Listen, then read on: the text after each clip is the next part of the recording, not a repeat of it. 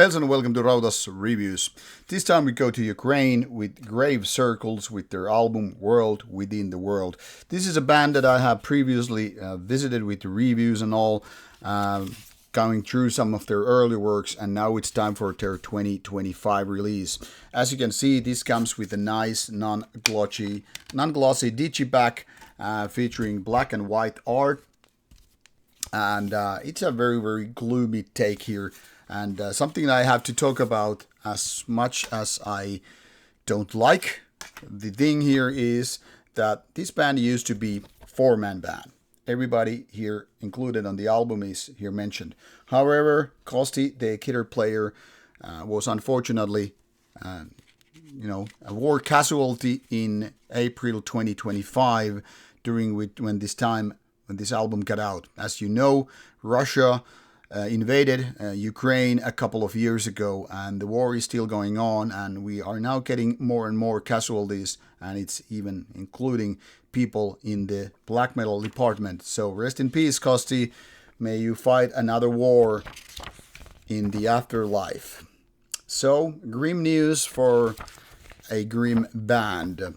Grave Circles obviously plays black metal, and their style is something that I guess most people would compare to Polish name Mgła, meaning it's a little bit more modern than your typical second wave black metal, and doesn't really have the so-called first wave thing going on. They have been around for almost 10 years now, but only during these times only done 2 album studies.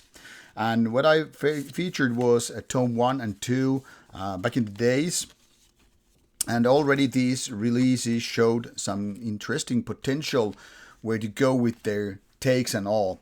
Now, not that much things have changed musically, and I guess it must have been I'm running kind of out of words here in a way, because I don't know how to describe it in English, but these guys calling it they're going through a rough patch would be just like, I don't know, belittling the whole problem here.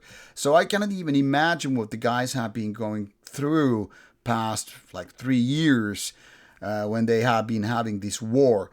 Imagine you being in a war with your own country because of some invading asshat countries coming to your place and still trying to make art. And I cannot possibly understand how these guys feel like, especially now it has really touched in a way deeper level than the whole band. But I don't want to talk politics here, because this is about music. This is not about geopolitics or crazy world leaders doing their shit. Just saying it must have been affecting how this kind of music is done, because obviously when you're thinking of bombs and drone attacks or whatever and still doing music, it's not exactly your typical way to experience your life. I mean, think about Norway back in the 90s. Guys were having great life, one of the richest country per capita kind of a thing. Everything was nice except maybe religion. And those guys would rebel about that kind of power, justified as it is, but, very different than people living in a country that is at war with a neighboring country, and then doing music. Kind of a different mindset. Musically, this is going through the 47 minutes and 8 tracks, pretty much the Mgła style of black metal. And that is even mentioned here in Metal Archives when people get to vote which are more similar bands. You see some of the, no names here, obviously. I can't say I know everything here. So, for example, is this really close to bands like Lux Ferre or Goldflesh? I honestly don't know. But I would challenge that you don't necessarily get that much Death Melodica vibes, maybe. Well, depends on, of course, the release. But as you can see, there are some Icelandic names mentioned, like Sinmara and Svarti Daudi.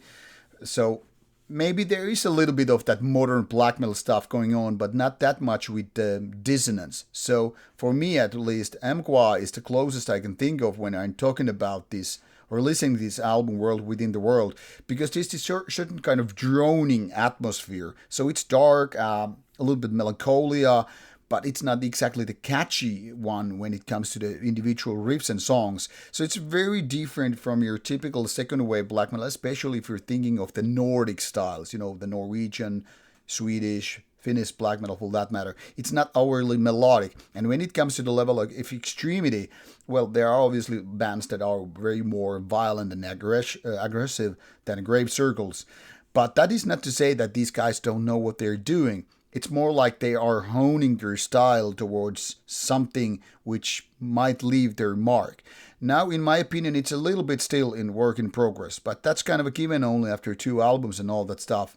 And like I said, I can't even imagine how it feels writing music when you are at war. So don't really know how it affects your subconscious and how you can even focus on, inspiration or inspiring artists to do your own music. But the result is pretty good, I could say. So I think definitely if you are into bands like Embois, you should give these guys a chance. And who knows where they will be going in the future. What I would say they need, in terms of music anyway, is a certain level of originality. Now, I'm not saying that originality or sounding origin is that important in terms of creating good music, but it helps you to stand out from the rest rather than being always compared to the other bands which have already gone the same road or route. But yeah, pretty good of an album, and I'm looking forward to hear from these guys. Let's just hope that the rest of the band won't go through whatever the guitarist, now resting in pieces, had to. Grave Circles is out there. Single links provided in description box, and you will find the music. And if you want to support the band, you can obviously do it through the given respective links in the description box. Now, off you go.